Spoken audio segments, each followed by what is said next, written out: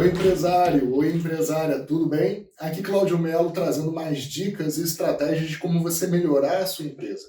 E hoje eu gostaria de conversar com você, que é gestor de equipes. Quantas pessoas você tem que coordenar e quantas pessoas você tem que manter motivadas para o trabalho todos os dias? É claro que às vezes nem nós mesmos estamos todos os dias motivados, mas eu queria perguntar, eu queria que você refletisse sobre como é que você tem motivado a sua equipe. Em outro vídeo eu abordei dois estilos de gestão muito conhecidos, né? O gestor X e o gestor Y. E se você se lembra, ou se você, caso não tenha assistido o vídeo, eu vou deixar o link aqui para você assistir, mas se você assistiu, você deve se lembrar que a diferença entre X e Y está na confiança que você tem nas pessoas. Confiança não no sentido de honestidade, mas confiança no sentido de que ela pode fazer um trabalho bem feito. Agora, em relação à motivação, uma coisa que você já deve ter percebido é que pessoas são diferentes. Você nunca vai achar uma pessoa igual a outra. Mesmo irmãos gêmeos têm personalidades totalmente diferentes. E se pessoas são diferentes, não são umas iguais às outras, a forma de motivar as pessoas também tem que ser diferente. Às vezes, você tem um funcionário que a única coisa que ele precisa para se sentir motivado é um tapinha nas costas, ou que o nome dele seja mencionado numa reunião. Olha, fulano, parabéns, foi o melhor vendedor, ou fulano fez um ótimo relatório. É tudo que ele queria ouvir. Mas, na verdade, o que você está oferecendo para ele é dinheiro. E ele fala, caramba, o chefe me deu um aumento aqui, mas eu gostaria só de ser percebido, de ser notado, de ser reconhecido. De outra forma, não adianta você reconhecer uma pessoa, por exemplo, se o estágio atual da necessidade dela for financeiro. Imagina, você está lá, poxa, parabéns fulano, parabéns ciclano, ótimo relatório, pô, foi o melhor funcionário do mês, está aqui uma medalhinha, está aqui um crachá, alguma coisa que reconheça aquilo, né? E, na verdade, o que ele precisa é de um aumento de salário. Então, assim, pessoas estão em momentos e estágios diferentes e são diferentes uma das outras. Teve um pensador chamado Maslow que criou uma pirâmide, a pirâmide das necessidades humanas, a hierarquia das necessidades humanas. Vou tentar desenhar aqui uma pirâmide, ok? Perfeito. E ele dividiu essa pirâmide em 5 estágios, de acordo com a necessidade de cada pessoa. 1, 2, 3, 4, 5. Perfeito. A primeira necessidade que Maslow chamou foi a necessidade fisiológica. E a necessidade fisiológica, ela é a base da pirâmide. Sem a necessidade fisiológica não existem as outras necessidades. Ou seja, uma pessoa que tem a base da pirâmide afetada, ela não vai conseguir atingir os outros estágios.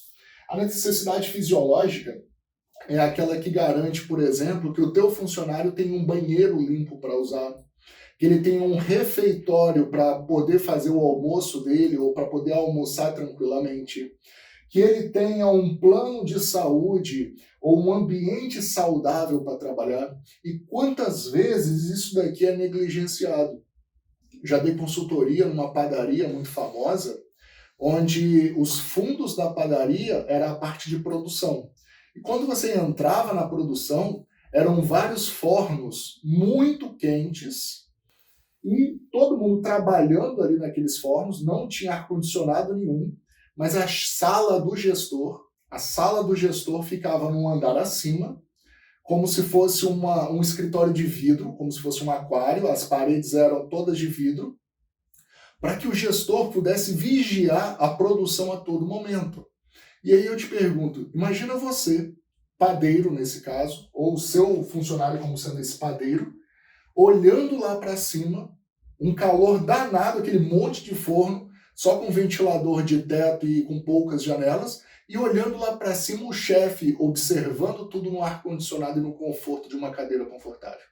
Como é que você se sentiria? Você se sentiria motivado com isso? Claro que não. Depois, fomos olhar os banheiros. não tinham uma estrutura legal e também não estavam tão limpos. O refeitório era uma mesa simples de madeira. Então, assim, deixava muito a desejar a parte fisiológica, percebe? Logo depois, Maslow disse que, tendo a parte fisiológica atendida, a segunda necessidade seria a necessidade de segurança. Essa questão de segurança não é segurança contra agressões, contra roubo, não é nada disso. É a segurança que você transmite para o seu colaborador, por exemplo, pagando o salário dele em dia, dando um plano de saúde para ele, conversando com ele para que ele não tenha interpretações erradas a seu respeito, fazendo reuniões, reconhecendo boas ações, corrigindo alguns desvios, mas fazendo com que ele confie em você, que ele tenha segurança em você. Outra coisa que também se enquadra aqui é, por exemplo, o seu colaborador, ele tem uma condução própria, ele usa a condução da empresa ou ele usa um transporte público? Caso ele use um transporte público, já também fiz uma consultoria numa empresa, onde o ponto de ônibus era distante da entrada da empresa, da portaria da empresa, e não tinha iluminação adequada, tinha muitos roubos. Então, a questão da segurança aqui ficou bastante afetada. Então, você tem que ver se ele tem um transporte próprio ou se você vai ofertar isso, e se nenhuma dessas duas condições for atendida, que ele tenha condições mínimas de segurança para chegar ao trabalho e sair do trabalho. Ok? Bom, essas são as duas primeiras condições de Maslow. Aí veio um pensador e falou o seguinte, o nome desse pensador é Herzberg. Disse que essas duas condições, ele chamou essas duas condições de fatores higiênicos. E ele disse o seguinte, necessidades fisiológicas e necessidades de segurança são fatores higiênicos, não motivam ninguém. O que motiva as pessoas está daqui para cima. Ele dividiu a pirâmide de Maslow em duas partes, em fatores higiênicos e dividiu em fatores motivacionais. Agora, perceba, ele chegou à seguinte conclusão, isso aqui não motiva ninguém, mas isso daqui é a base da pirâmide da pessoa. Se a pessoa não tiver necessidades fisiológicas supridas e necessidades de segurança supridas, ela não consegue alcançar os fatores motivacionais. Isso não motiva, mas sem isso não acontece isso. Então você precisa de uma base firme para que você consiga começar a motivar o seu colaborador, ok? E o primeiro fator motivacional que Herzberg percebeu quando Maslow definiu foram as necessidades sociais. Cláudio, o que são necessidades sociais?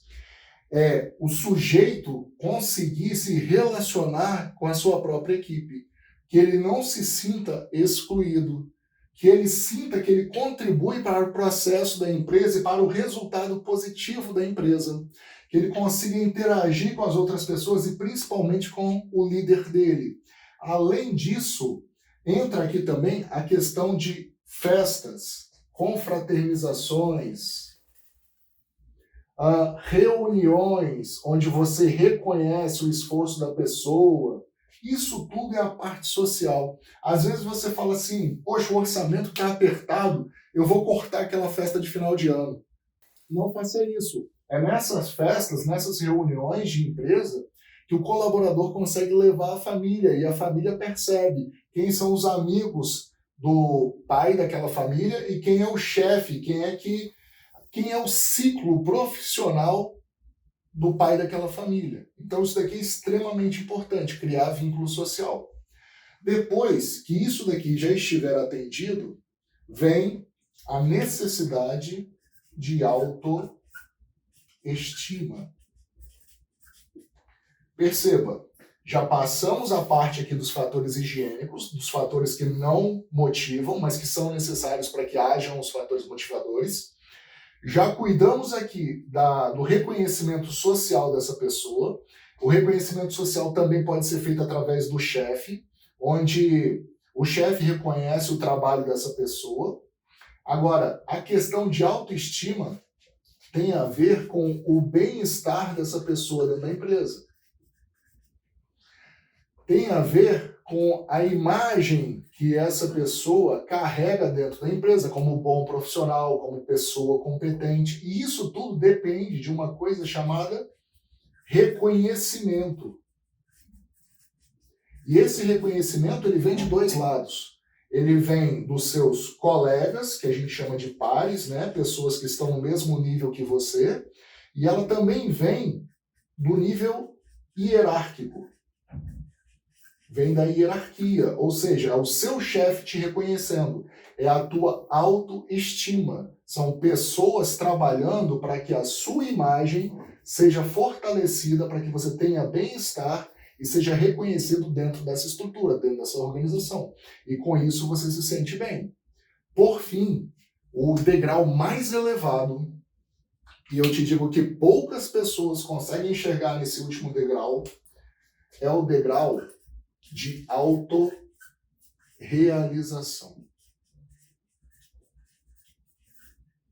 E nesse degrau é curioso, porque você não precisa de ninguém para chegar nesse degrau, mas ele é o degrau mais difícil de ser alcançado.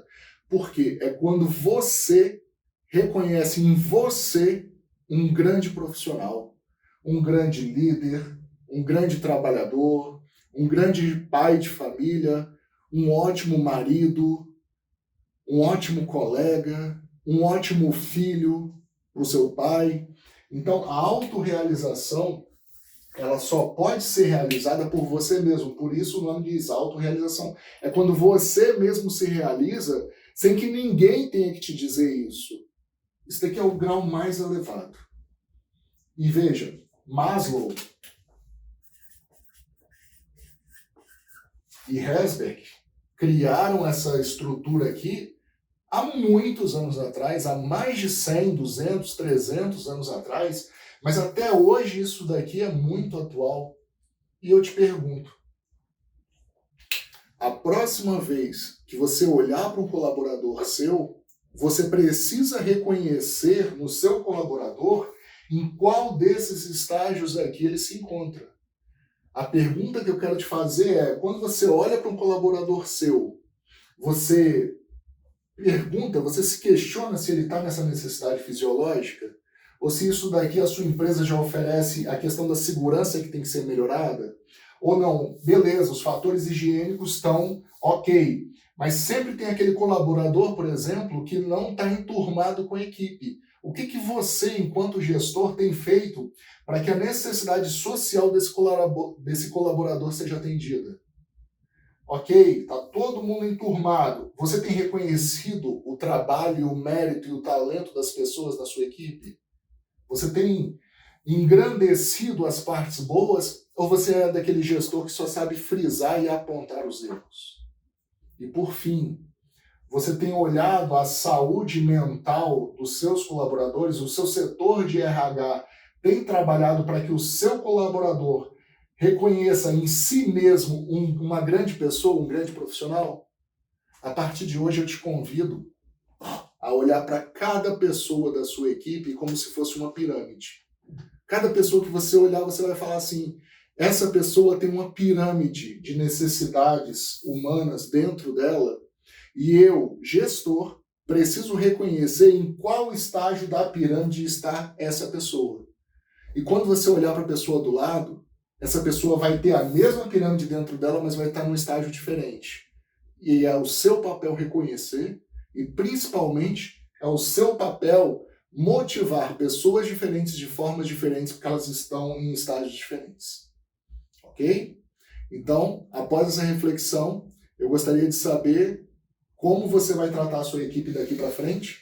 E se você gostou desse vídeo, eu vou trazer mais novidades sobre liderança e gestão nos próximos vídeos. Ok? Um abraço. Obrigado.